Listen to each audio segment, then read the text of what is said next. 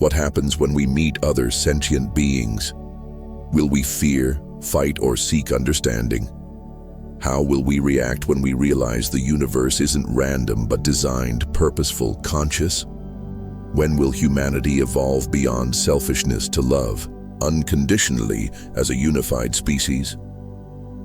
These questions and more are explored, analyzed, and answered through a scientific, theological, and metaphysical lens in a book most of the world hasn't heard of, the Urantia book. Not fiction, not a traditional scripture. It's a 2,000-plus page document allegedly channeled from higher cosmic beings, meant for humanity entering an awakening phase. The Urantia book covers everything: the universe's origin, God's nature, our planet's evolution, Jesus' true mission, and humanity's future. In this video, you won't just get a summary. You'll start a journey into a radically new perspective on reality, yourself, and humanity's place in the vast cosmos. Is this the book that explains everything, or a challenge for awakened minds? Join me until the end to unravel these mysteries. The Urantia book, a revelation beyond time and human imagination. Some books are born from imagination, crafted by the curious minds of writers, philosophers, or seekers trying to make sense of the unknown. But then, there are books that seem to come from somewhere else. Books that feel like they've arrived through a crack in the fabric of time itself. They hum with mystery, pulse with coded wisdom, and offer truths that don't just inform, but shatter everything we thought we knew. The Urantia book is one of those books. It's not a novel. It's not a traditional holy text. And it certainly doesn't follow any familiar blueprint. This book claims to be nothing less than a revelation, a transmission of knowledge from advanced spiritual intelligences outside the scope of our world, brought to humanity at a time when it is deemed ready to receive higher truth. In this video, we'll dive deep into the origins of the Urantia book. Who or what wrote it? Why was it delivered in such an unorthodox way? And could it really hold answers to life's biggest questions about the cosmos, about God, about us? The mystery begins in Chicago in the 1920s. Dr. William Sadler, a respected psychiatrist and noted skeptic of the paranormal, became involved in a strange case that would consume the rest of his life. One of his patients, whose identity remains unknown to this day, began exhibiting a bizarre phenomenon. While in a deep unconscious sleep, this man would begin speaking, but not in the disjointed language of dreams. He spoke fluently, elegantly, using advanced vocabulary to discuss profound cosmic and philosophical ideas, many of which were far beyond his normal education or background. Sadler, trained in science and logic, was initially dismissive. But the more he listened, the more intrigued he became. How could someone with no theological training speak so clearly about complex metaphysical concepts? And how could he do so in a trance state, completely unaware, with zero memory of the sessions upon waking? Over time, these sessions grew in scope and depth. A group known as the Forum began documenting every word. What emerged was staggering. Not random spiritual ramblings, but a structured manuscript, organized, coherent, and consistent. The message? Humanity was being offered a revelation from celestial beings who claimed it was time for mankind to understand its place in a vast, living universe.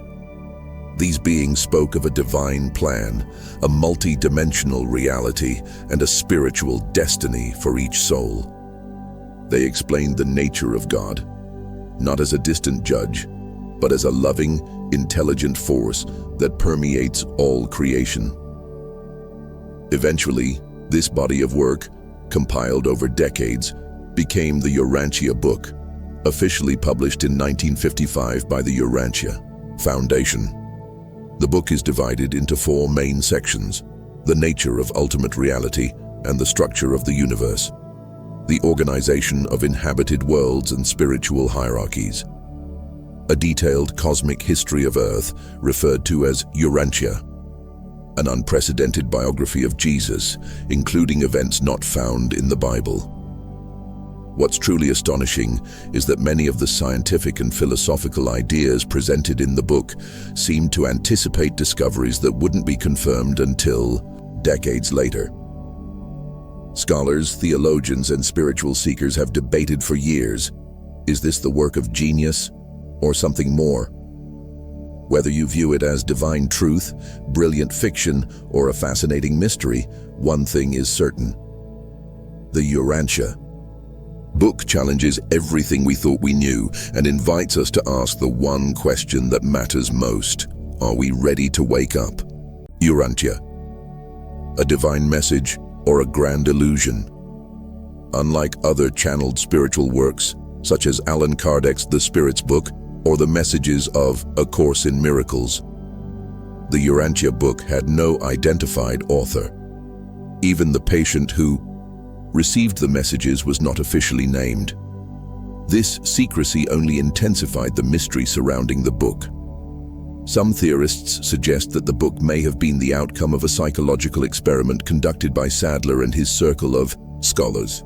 They wondered if the human unconscious, in altered states of consciousness, could access a collective reservoir of knowledge, a concept that Carl Jung, with his theory of the collective unconscious, would have likely addressed. Conversely, those who believe in the book's authenticity argue that its complexity and internal consistency are evidence that it could not have been invented by humans. The language used, the precise structure, and the depth of the concepts presented defy any conventional explanation. The central dilemma of the Urantia book is this: if it is a fraudulent document, how can its precision and coherence be explained? And if it truly is a divine revelation, what are the implications for humanity? Its proponents claim the book contains truths that surpass human intellect, offering a vision of God and the universe that transcends traditional religions. Its critics, however, view the work as a fascinating philosophical and mythological construction, but ultimately still a product of the human mind. Perhaps the answer lies not in the book itself, but in its effect on those who read it. It provokes profound questions, challenges established beliefs, and encourages reflection on humanity's true role in the cosmos. As the philosopher Plato once stated, what is important is not the answer, but the question that leads us beyond what we already know. The universe we perceive is only a fragment of something far greater. Our senses are limited, our science is still in its early stages, and traditional religions offer glimpses of a spiritual universe, but often in symbolic or incomplete ways. The Urantia book does not limit itself to metaphors or dogmas. It presents a vast and detailed cosmology, a geography of the cosmos that challenges our understanding of existence. According to this mysterious book, the universe is not random chaos, but a highly organized structure inhabited by countless forms of life, energies, and higher intelligences. The planet Urantia, which the book identifies as Earth's cosmic name, is presented as a mere speck within a vast and ongoing process of cosmic evolution.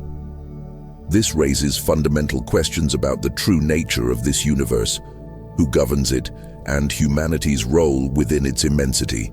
To address these questions, we must set aside preconceived notions and embark on a journey into a vision of the cosmos that could fundamentally alter our understanding of reality. The Urantia book outlines a model of reality unlike anything commonly known. It describes a central and eternal universe surrounded by a vast collection of super-universes, each containing billions of inhabited planets. At the apex of existence lies Havona, the central and perfect universe, considered the dwelling place of supreme divinity and the ultimate destination for all souls progressing toward perfection. Orbiting this eternal universe are 7 super-universes, each governed by beings of immeasurable intelligence and power. Our super-universe is identified as Orvanton, and within it resides the Milky Way galaxy, which contains our small planet, Urantia, Earth.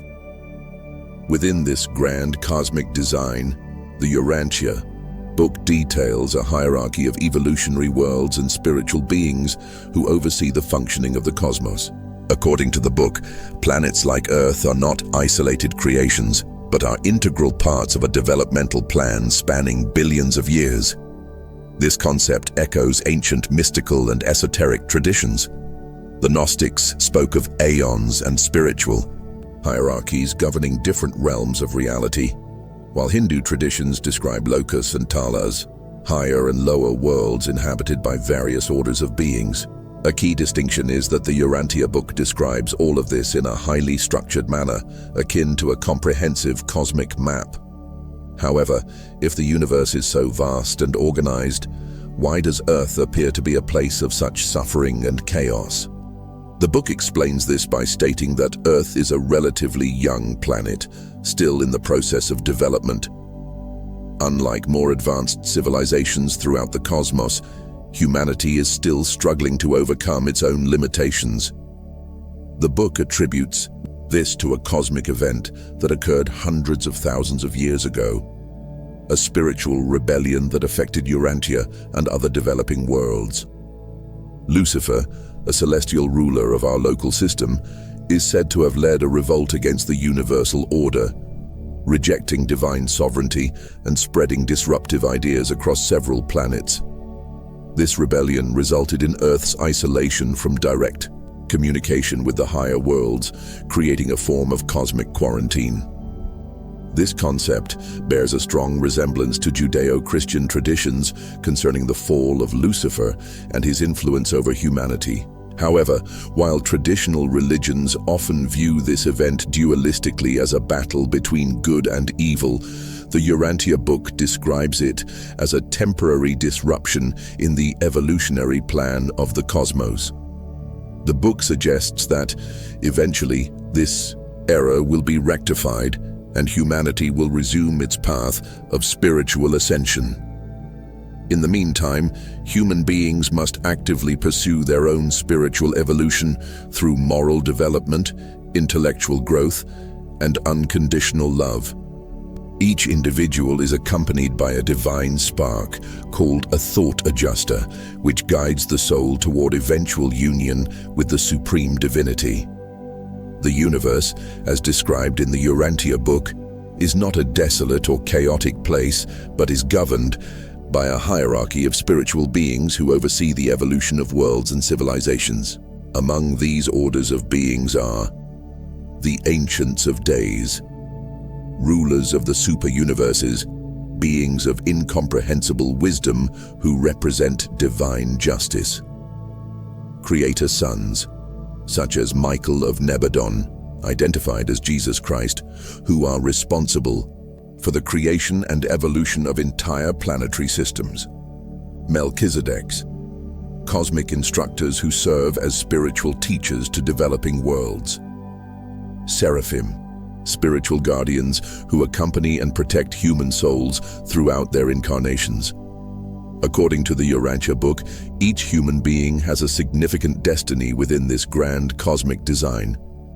The book asserts that no one is lost or without purpose. The soul's journey does not conclude at death, but continues in other worlds, where a gradual process of ascension takes place until union with supreme divinity is achieved. This concept bears a close resemblance to many ideas found in esoteric traditions. Hermeticism, for instance, speaks of a path of ascension where the initiate must elevate their consciousness to become like the gods. Buddhism teaches of the soul's evolution through multiple existences until enlightenment is attained. The Urantia book, in turn, proposes a detailed journey in which each individual passes through different worlds and experiences until spiritual perfection is reached. Given that everything in the universe is presented as having order, purpose, and structure, what does this imply for humanity and the true role of our civilization within this immense cosmic tapestry?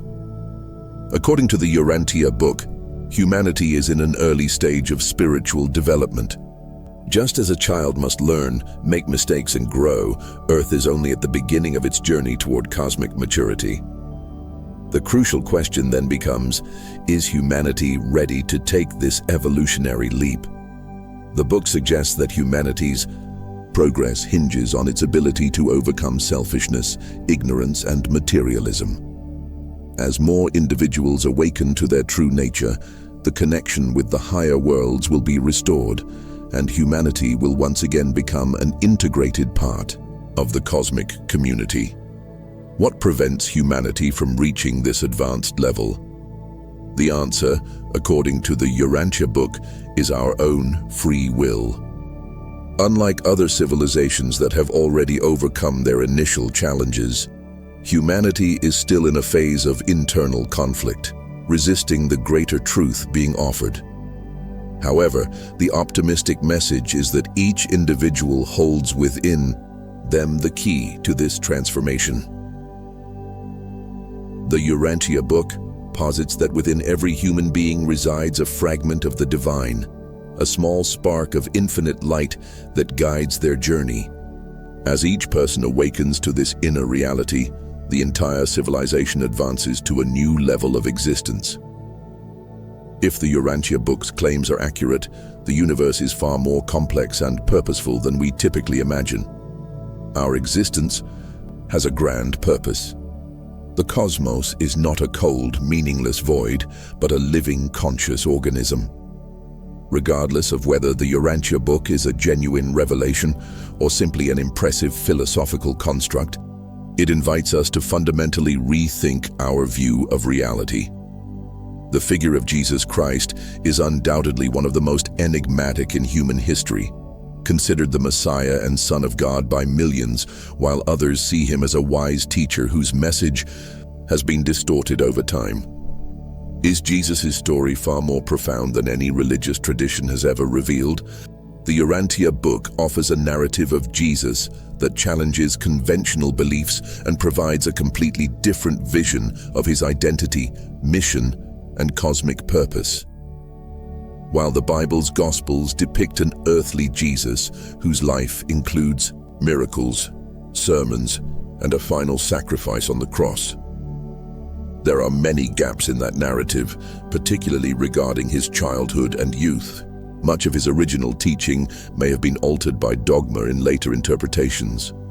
In contrast, the Urantia book provides an extensive and detailed biography of his life, describing his childhood, travels, relationships with different cultures, and even the years before his public ministry.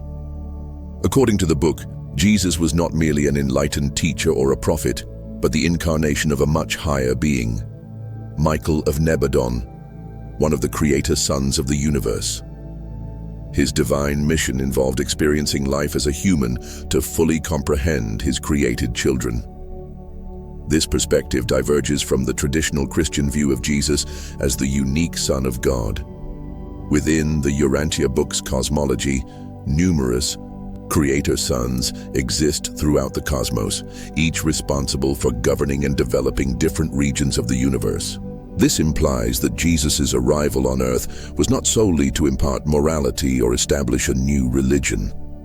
His purpose was to fulfill a grander cosmic objective, the direct experience of human life. As a being already divine, he needed to incarnate as a man to undergo the difficulties, challenges, and emotions of ordinary human existence. Only by authentically experiencing life could he become a perfect sovereign of his universe. This interpretation of Jesus' story aligns with certain Gnostic traditions that viewed Christ not as a sacrifice for the atonement of sins, but as a divine being bringing liberating knowledge. For instance, the Gospel of Thomas portrays Jesus more as an enlightened teacher than a crucified redeemer.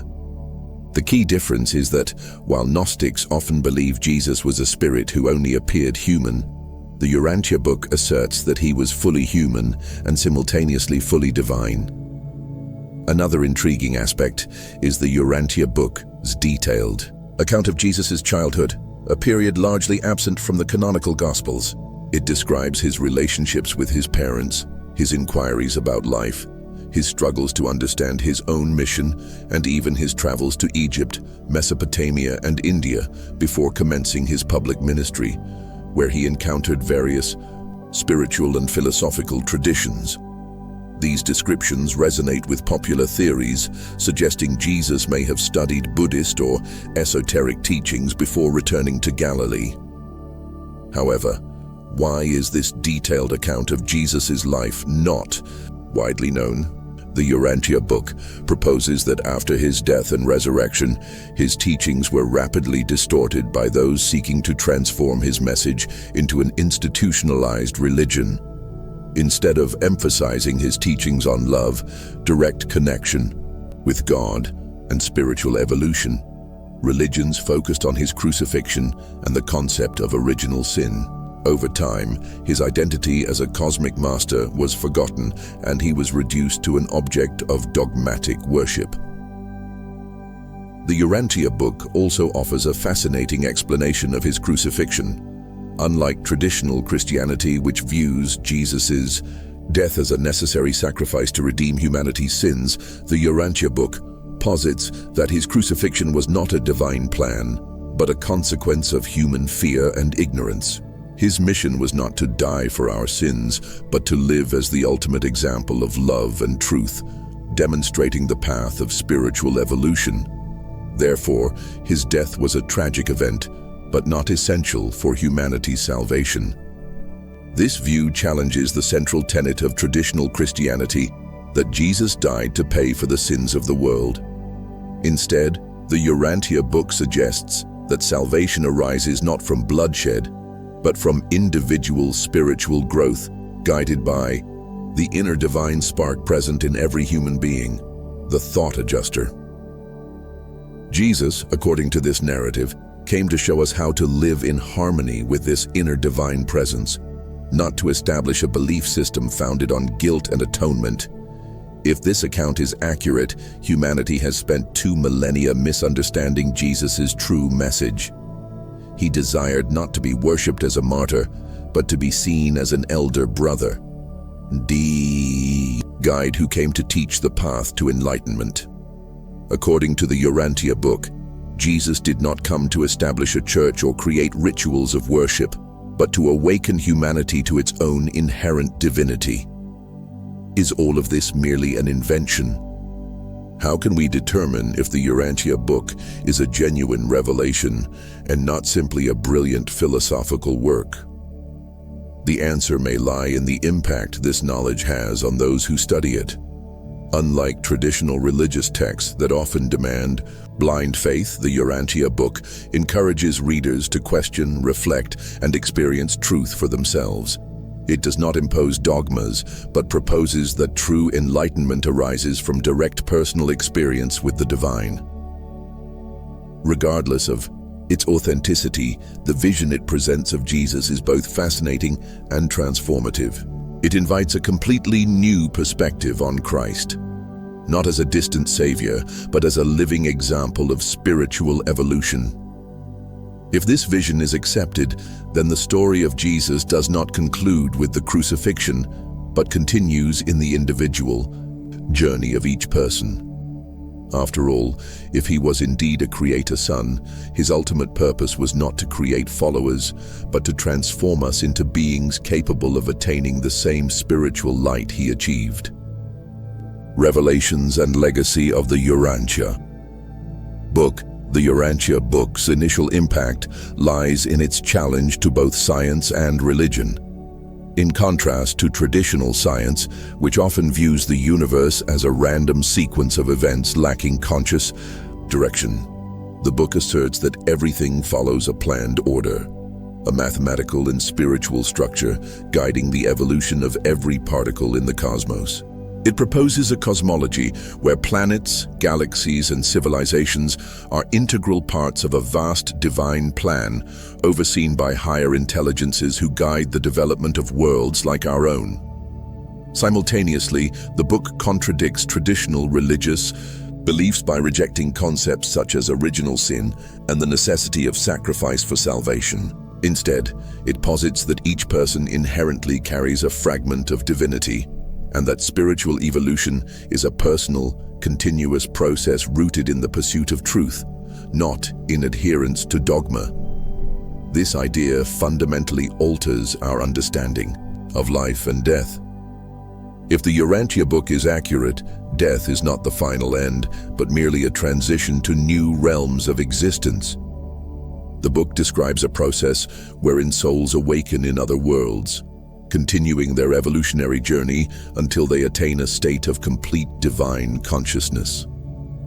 This concept resonates with numerous ancient esoteric and spiritual traditions, such as the Hindu doctrine of the transmigration of souls or the Hermetic concept of spiritual ascension. However, the Urantia book presents this process with remarkable detail, almost like describing a technical procedure, a spiritual mechanism that governs the ascent of consciousness throughout the universe. Why, if the book contains such profound truths, is it not more widely accepted and revered like the Bible, the Quran, or the Vedas? The answer may lie in the very nature of the revelation it offers.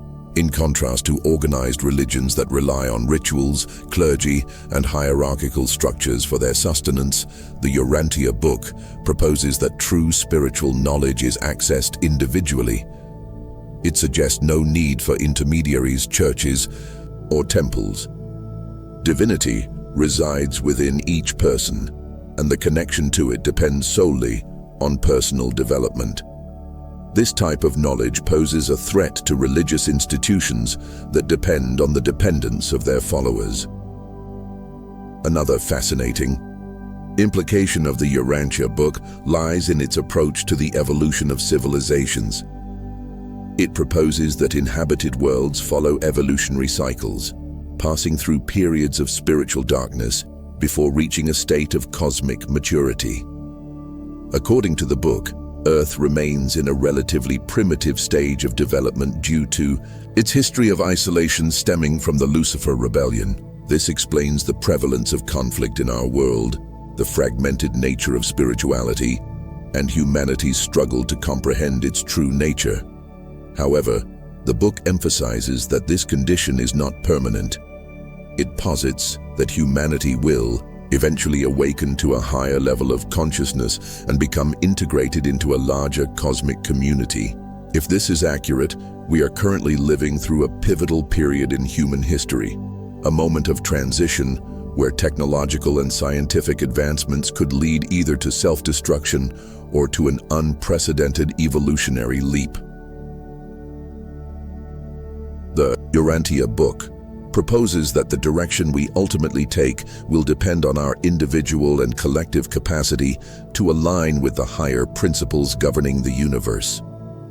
This implies that genuine progress lies not solely in scientific or technological advancements, but also in the elevation of human consciousness. One aspect of the book is considered problematic by many: its mysterious origin. How can one accept a text allegedly channeled through an unknown individual without any objective verification of its authenticity? For skeptics, the Urantia book is nothing more than a sophisticated literary endeavor, perhaps a synthesis of philosophical and theological concepts crafted by a group of intellectuals. However, for those who deeply engage with its message, the book possesses a coherence and level of knowledge that defies simple human explanation. Regardless of its true origin, the impact it has on its readers is undeniable, with many claiming it fundamentally transforms their worldview, leading to a new perception of existence and humanity's role in the cosmos. Unlike traditional scriptures that often demand dogmatic acceptance, the Urantia book encourages critical reflection, in-depth study, and personal engagement with the truth it presents. Its significance extends beyond its detailed cosmology or its interpretation of Jesus Christ. Above all, it serves as an invitation to expand our consciousness and question the limitations of our current understanding. If it is indeed an authentic revelation, we are looking at one of the most significant documents in human history, a text with the potential to completely redefine our understanding of the universe and spirituality. Even if it is merely a human creation, the Urantia book remains one of the most intricate and impressive attempts ever undertaken to describe the nature of the cosmos and the destiny of the soul. The central mystery of the Urantia book lies not only in the answers it provides, but also in the profound questions it provokes. If its claims are accurate, humanity is still at the very beginning of its cosmic journey, with even greater revelations awaiting us in the future. Are we ready to receive these potential revelations? What do you think? Does the book contain hidden truths, or is it simply a sophisticated spiritual fiction? Share your thoughts and continue the discussion. The value of shared knowledge is immense. Thank you for watching. If this video opened your mind or helped you see reality in a new light, don't forget to like and subscribe to Top Hidden Knowledge so you never miss our next deep dive into mystery, perception, and the hidden workings of our universe. And, if you have time, explore more videos on our channel. We're just getting started. Until next time, stay curious, stay aware, and never stop questioning the world around you.